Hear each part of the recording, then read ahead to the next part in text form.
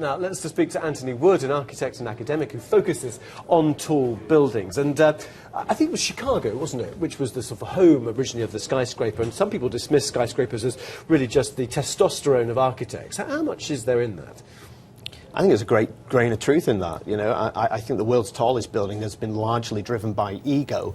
But I think things are changing, and the reality is that there are now 1 million people every week urbanizing somewhere on this planet. That means that they're either moving from countryside to cities where the streets are paved in gold, or they're being born into a city, predominantly in China, India, Brazil, places like that. And I think skyscrapers are traditionally a mix of hotels, apartments and shops as well. But are they the best way of providing urban living for people?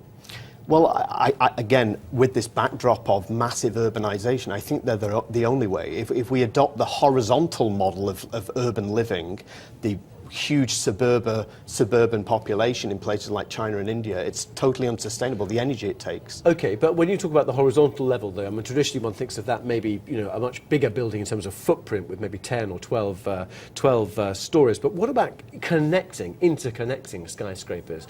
Is that something, do you think, which it would be a goer in the future? It's absolutely vital. I mean, it's no accident that every science fiction film of the future shows multi-leveled cities. And, you know, the ground floor is actually an essential support layer to existence for people living in the city. And we need to, as we go more and more vertical, we need to recreate that in the sky. And it's happening.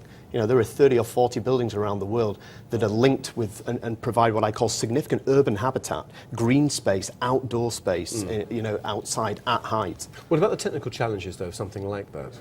There are technical challenges, but you know, I mean, it's a technical challenge building a kilometre-high skyscraper, but it's happening. It's happening in the desert in Jeddah, you know. I mean, technical challenges can be overcome. And when you look at, say, the building in London, the recent one, the Shard, which is covered in glass, and we've got pictures of that here now, that's not energy efficient, is it, in terms of its green credentials at all? I mean, glass, I would have thought, is one of the worst materials to use.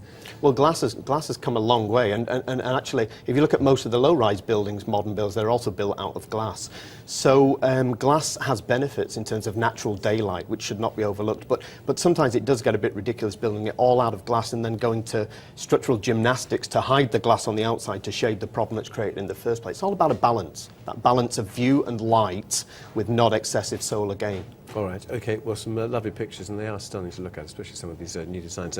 Antony Wood, thank you very much indeed for coming in.